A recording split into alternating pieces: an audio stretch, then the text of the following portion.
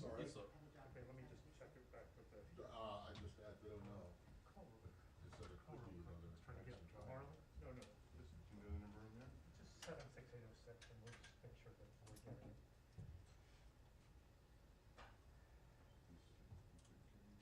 I tried. No, no, I heard something pop on. We just finished the other, so. Okay, yeah, I just want to quick.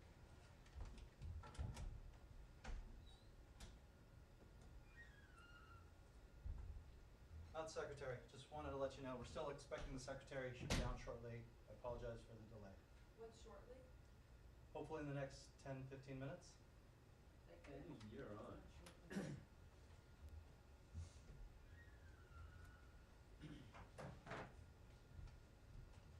Or not. Expecting. It's called Dean in there yet? Is Dean in there yet? Alright. Hey, how's Marlon doing, okay? What are you trying to do with the family? Doesn't matter. 1 2 1 2 1 2 1 2 1 2 1 2 3 4 5 6 7 8 9 10.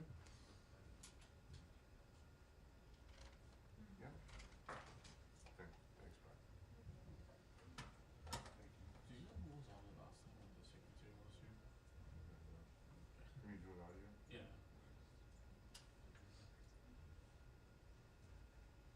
I know it always comes back, doesn't it?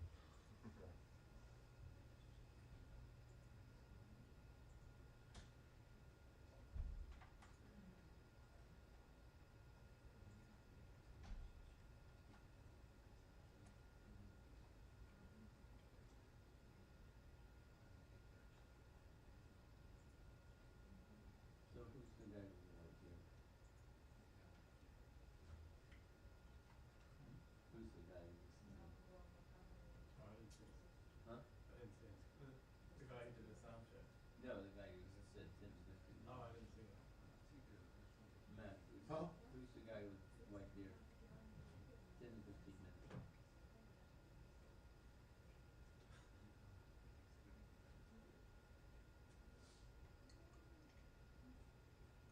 Why, you think he just like came in off the street and said? Yeah. I don't know. He's like the deputy secretary for time.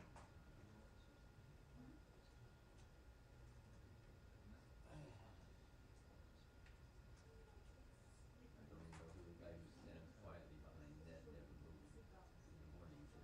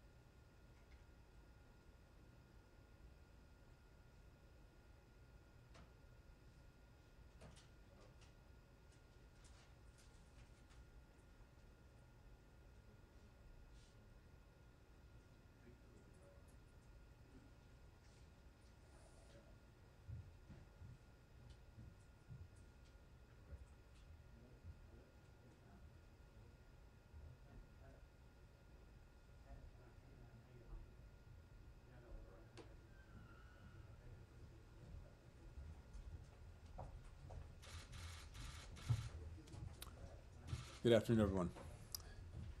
3 weeks ago, Russia launched its unprovoked war on Ukraine.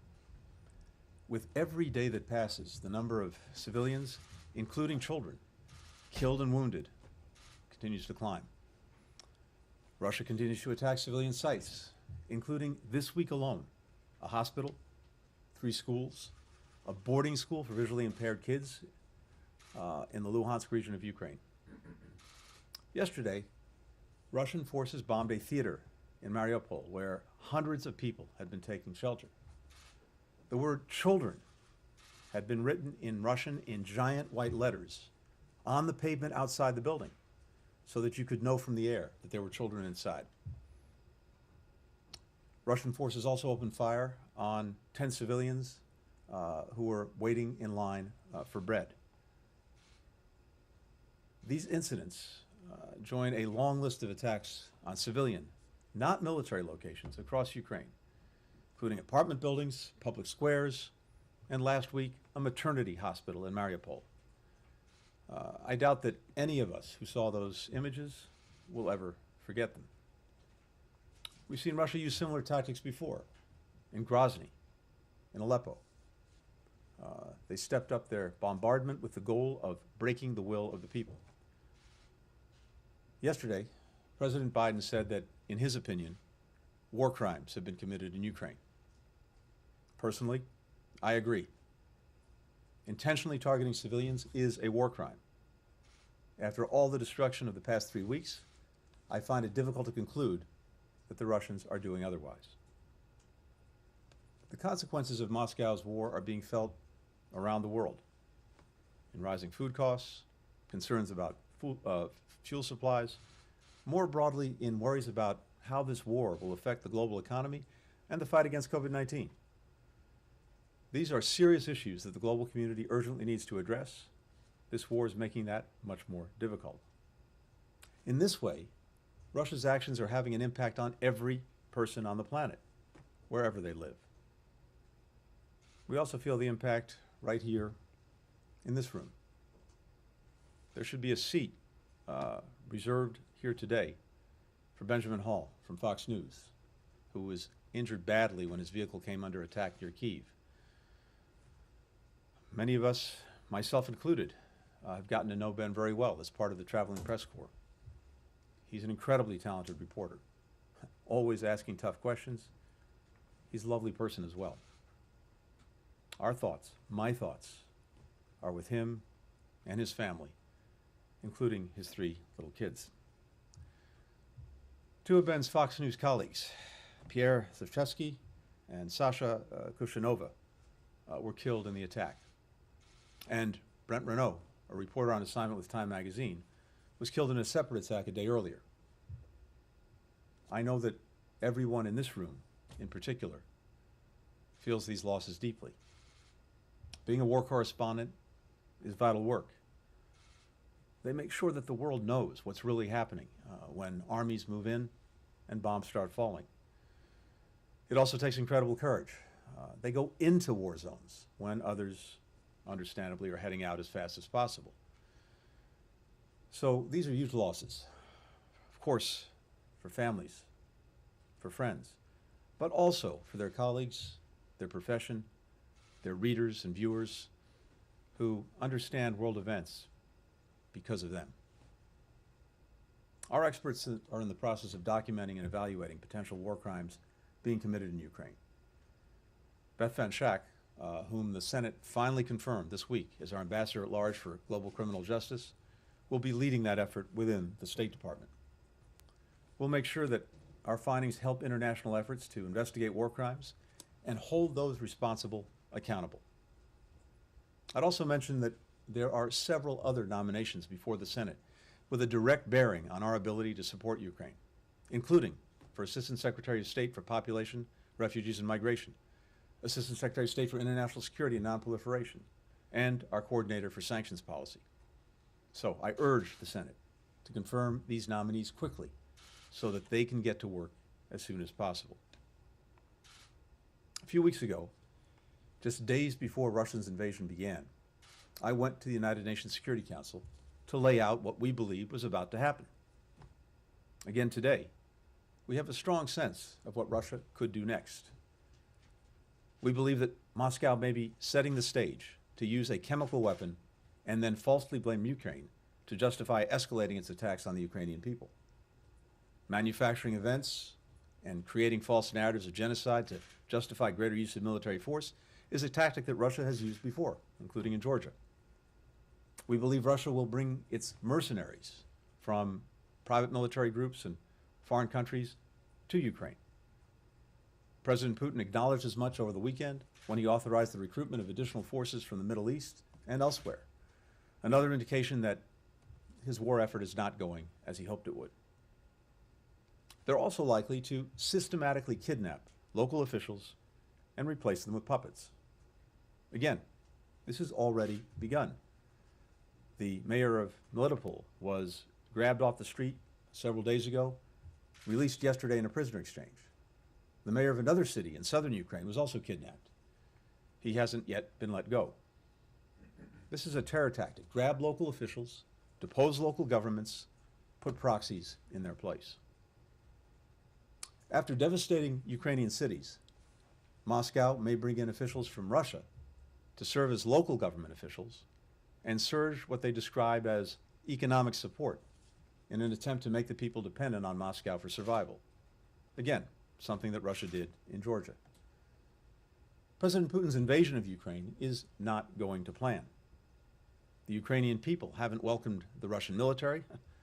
They haven't submitted. On the contrary, they're fighting with extraordinary courage to protect their homes, their families, their country. Russia has been hit by unprecedented sanctions and cut off from the global economy. Its own economy is in free fall. Hundreds of corporations have closed operations. In a matter of weeks, President Putin has destroyed 30 years of opening to the world and economic opportunity for the Russian people. Dozens of members of the Kremlin's corrupt power base have been sanctioned. Several have lost their mega yachts and villas. President Putin has derided those sanctions, using recent public diatribes to mock Russians living abroad as too dependent, as he said, on foie gras and oysters. Meanwhile, he sits in his mansions, having accumulated billions, taking wealth from the Russian people while they stand in long lines to access cash and watch as stores close and the ruble plummets in value. It's no wonder that brave Russians continue to protest the war and be beaten and arrested for it. And Russian journalists are resigning from their jobs at state media outlets because they can't stomach parroting the Kremlin's lies any longer. Still, President Putin is not relenting, and in fact may be growing more desperate. And so yesterday, President Biden announced, and I authorized another $800 million in military aid to Ukraine. That brings our support for Ukraine's frontline defenders to more than $2 billion during this administration, $1 billion in the last week alone. We're grateful to have a determined and generous partner in Congress, which this week provided more than $13 billion in urgent support to Ukraine. And we'll continue to work with lawmakers to support Ukraine and hold the Kremlin to account. As President Biden described, this new security assistance package includes 800 anti-aircraft systems to stop attacking planes and helicopters before they destroy more of Ukraine, 9,000 anti-armor systems to destroy tanks and armored vehicles, 7,000 small arms, including machine guns and grenade launchers, and 20 million rounds of ammunition. We're also helping Ukraine acquire longer-range anti-aircraft systems and munitions at President Zelensky's request. And I've been in almost daily contact with Foreign Minister Kuleba, coordinating to respond swiftly to Ukraine's most urgent needs. Our allies and partners continue to step up with their own significant shipments of security assistance. I've authorized more than a dozen countries to provide U.S. origin equipment, and dozens more around the world have provided security assistance of their own. I'd also note that in addition to assistance from the Department of Defense, we're sending support from other agencies, including $10 million worth of armored vehicles from our own diplomatic security service. And yesterday, I announced another $186 million in humanitarian assistance to help the more than 3 million refugees who fled Ukraine in the past 3 weeks, the fastest growing refugee crisis in Europe since World War II, as well as internally displaced people still in Ukraine. This brings our total humanitarian aid since last month to $293 million. And of the more than $13 billion for Ukraine that Congress is putting forward, more than $4 billion of that will go to humanitarian assistance. Ukraine's neighbors in Europe are generously welcoming, supporting refugees. The United States will do our part to help those governments and the humanitarian organizations on the ground meet this tremendous need. All the steps that we and our allies and partners are taking are aimed at one goal: to end the war. The support we're providing Ukraine, as well as our financial and economic measures against Moscow, will strengthen Ukraine's hand at the diplomatic table. And we commend Ukraine for staying at that table and continuing to pursue diplomacy while the Kremlin's brutal aggression continues. We'll support Ukraine's diplomatic efforts however we can. We continue to call on all nations, especially those with direct influence with Russia, to use whatever leverage they have to compel Moscow to end this war of choice. We believe China in particular has a responsibility to use its influence with President Putin and to defend the international rules and principles that it professes to support. Instead, it appears that China is moving in the opposite direction by refusing to condemn this aggression while seeking to portray itself as a neutral arbiter. And we're concerned that they're considering directly assisting Russia with military equipment to use in Ukraine. President Biden will be speaking to President Xi tomorrow and will make clear that China will bear responsibility for any actions it takes to support Russia's aggression, and we will not hesitate to impose costs. Let me close by saying that President Zelensky's message to Congress and to the American people yesterday was incredibly powerful. He's asked for more help, which we are providing and will continue to provide. And he said that the people of Ukraine want the same things for themselves that we want for ourselves: democracy, independence, freedom. No one who's watched the events of the past 3 weeks could ever doubt the depth of Ukraine's commitment to these ideals. We'll continue to stand with Ukraine as it fights for its future. We'll continue to increase the costs on Russia until it ends this war of choice. And we'll continue to provide life-saving aid to the Ukrainian people as they endure the brutal consequences of Russia's aggression. With that, happy to take some questions. Paul. So what do you think about the talks between Ukraine and Russia? Are they making any progress? President Zelensky seems to suggest there are things they are talking about. So we're in close contact, as I said, with Ukraine's leaders, including, in my case, Foreign Minister Kuleba. We're in close contact with other countries that have, in one way or another, been engaging on diplomacy. And to date, I have to say, on the one hand, we commend Ukraine for being at the table despite being under bombardment every minute of the day. At the same time, I have not seen any meaningful efforts by Russia to bring this war that it's perpetrating to a conclusion through diplomacy.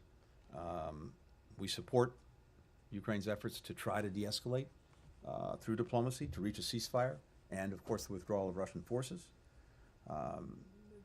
We appreciate the efforts of other countries, including France, Germany, Israel, Turkey, and others.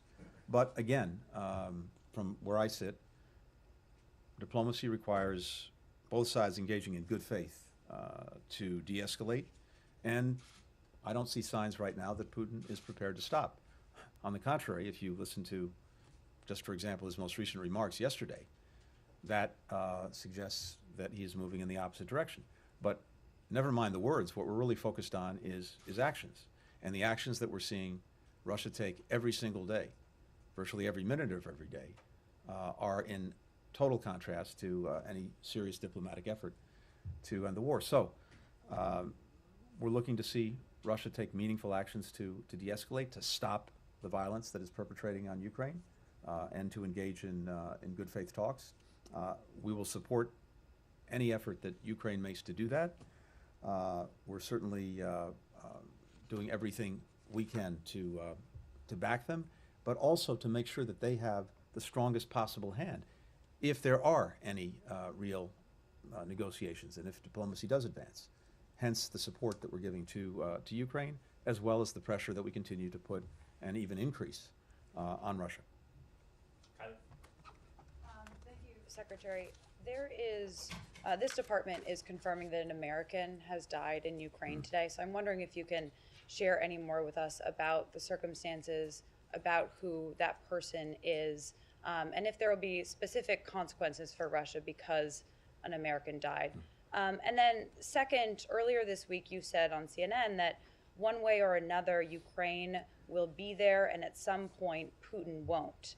But we're watching every day Ukrainians are getting killed, their cities are being demolished. So how can you be so confident to say something like that? And are you suggesting that Putin should be removed as the leader of Russia?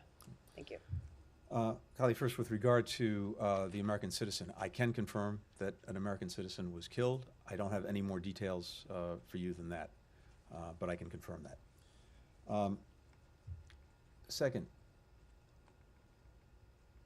it is, I think, not only clear to me, but clear to the world that an independent Ukraine will be there long after Vladimir Putin. And it's also clear that this could horrifically go on for some time. But when all is said and done, an independent Ukraine will be there, and at some point Vladimir Putin will not. The real question is how much death and destruction is going to occur in the meantime, and we're doing everything we can to bring this war perpetrated by Russia to the quickest possible end. That's where the support for Ukraine comes in. That's where the pressure on Russia comes in. That's where the work, the coordination that we're doing with countries around the world comes in. But I think the world has seen this. The world has seen the absolute determination of the Ukrainian people to hold on to their country, to hold on to their future, to hold on to their freedom. And there is nothing that Vladimir Putin can do to subjugate that to his will. But, as I said, this could go on for some time, and we're going to continue to work to bring it to an end as quickly as we can. And should Putin Kylie, remain we're the trying to leader move of around. Russia? Connor? Mr. Secretary, you described what you called Russia's terror tactics. Is the State Department considering designating Russia a state sponsor of terrorism? And then second, everything that you described, the words that the president has used in recent days, war criminal, murderous dictator, pure thug, do you think that there can ever be normal relations between the United States and Russia so long as Vladimir Putin is in power? So our focus first and foremost is on doing everything we can to help bring this war to a quick end, to stop the suffering of the Ukrainian people. That's the result of Russia's aggression on Ukraine. That's our focus. As we're doing that, and as I said earlier, we're also looking very carefully at what is happening, what is being done, and in particular looking at the question of whether war crimes are being committed, and among other things, the intentional targeting of civilians would constitute a war crime. You heard President Biden speak to this yesterday. You heard what I said a few minutes ago. So we are documenting.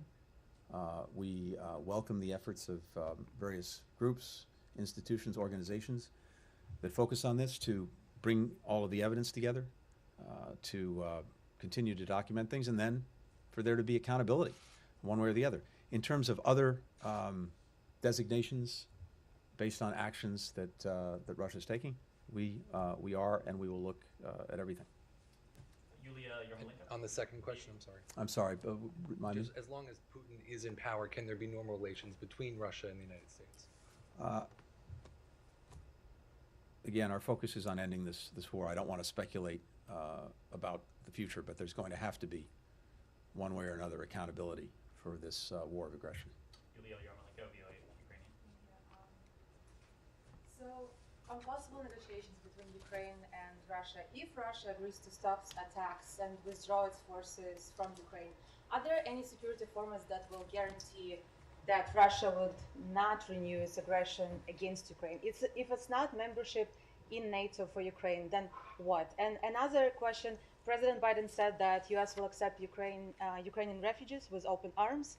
And so far, there is no official visa or other program for Ukrainians who are fleeing war or who want to come to the United States or reunite with their families. Is Department of State working on some special expedited program for Ukrainian refugees? And if yes, when it might be launched? Right. Thank you. First, on the diplomacy, look, I'm not going to speculate on the substance of any negotiations, where that might go. As I said, we fully and strongly support whatever the government of Ukraine, the democratically elected government of Ukraine, does. We very much welcome sentiments that we've heard expressed for trying to bring this to a diplomatic end as quickly as possible. I think in the first instance, what Ukraine needs is de-escalation. It needs Russian forces out of Ukraine. It needs to have its basic freedom and independence returned. But I leave it to Ukrainian partners to work on advancing the diplomacy if they believe that can be productive. We will look at whatever we can do to support that. And if there are issues that wind up being negotiated that require in some fashion our participation, of course, we'll look at that and see where we can be helpful. We want to be able, in the first instance, to do what we're doing, which is to support the government of Ukraine, the Ukrainian people, along with putting pressure on Russia. If diplomacy finally carries the day, and there are things that we can do to support that diplomacy and to support any outcomes that restore Ukraine's independence, we will, of course, look at that, and I'm sure do that. With regard to refugees, a couple of things. First, as I said, this is the largest refugee crisis in Europe since World War II. The numbers are staggering. And of course, what gets lost sometimes behind these numbers are the real lives that are at stake and that are being changed, maybe not forever, but are being changed in profound ways. I saw some of that firsthand when I was on the border between Poland and Ukraine with a number of you just a couple of weeks ago, talking to people who had made the journey across the border looking for safety in the face of this Russian onslaught. And in many cases, most cases, women and children, the men staying behind to fight. And we see the impact, of course, in Ukraine. We see the impact on neighboring countries, Poland, Moldova, Romania, others, that are taking in very large numbers of refugees. The generosity, I think, is extraordinary. But the numbers are growing. The challenge is growing. I was on a call, a video conference this morning with our G7 partners. And this is one of the things that we talked about, having a coordinated approach to dealing with and helping refugees coming over. The United States is already and will remain the largest provider of humanitarian assistance to Ukraine. Part of the package that is in the supplemental includes about $4 billion in humanitarian assistance. And that will go both directly to Ukraine. It will also go to neighboring countries and others, and Ukrainians outside of Ukraine to support them. Second, we are working closely with UNHCR to see how we can support this effort. Finally, we're looking at things that we can do ourselves and do directly. For example, looking at steps we may be able to take on family reunification and other things that we can do to be supportive and to really take part in this effort. Last thing I'll say is this. And of course, there is the refugee referral process, but that takes time. But if people apply for refugee status and seek to come to the United States, of course, we will take referrals. But we're looking at steps that we can take in the near term. Last thing is this. I think what we're seeing, at least initially, is that so many people coming out of Ukraine understandably want to stay close to home. They hope, we hope, that they'll be able to return home as soon as possible. They also want to stay close to home because, as I said, in many cases it's women and children who have left behind spouses, husbands, fathers, brothers, and they want to be reunited as quickly as possible. So they want to stay as close as possible. But as this, and if this goes on, as the numbers increase, as the burden increases for European partners, we will certainly do everything we can to help. So I suspect we'll have more to say on this in the coming in the coming days. It's something we're very focused on right now. Time for one final quick question from Andrea. Mr. Secretary, you outlined, recounted a litany of horrific attacks on civilians. You've said you agree with the President's comment that they are war crimes, as the UN ambassador said last week.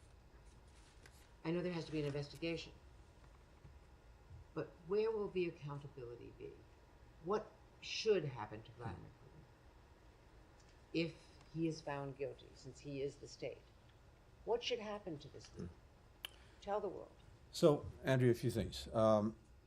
First, we're all seeing what, and you're showing powerfully on television these devastating images coming out of Ukraine, and we are seeing the destruction of so much of the country by Russian bombs and artillery. We're seeing civilian sites being devastated. We're seeing people being killed. Hundreds, thousands of people, civilians. And yes, as I said, again, as the President said yesterday, in his opinion, war crimes are being committed. I agree with that. After all the destruction that we've seen, it's really hard to conclude otherwise. But what we're doing is this, and I'll come to your question. We are, in the first instance, supporting the very important work that's being done, the evidentiary process, to bring the evidence together, to document what's happened, to support and to work with human rights activists, with civil society, with independent media, as well as with the appropriate organizations and institutions that look into this. So we need to go through this process of compiling the evidence, collecting the evidence, understanding the evidence. We'll share that, and our allies and partners, I'm sure, will do the same with all of the investigations that are ongoing to support accountability using every tool that we have available.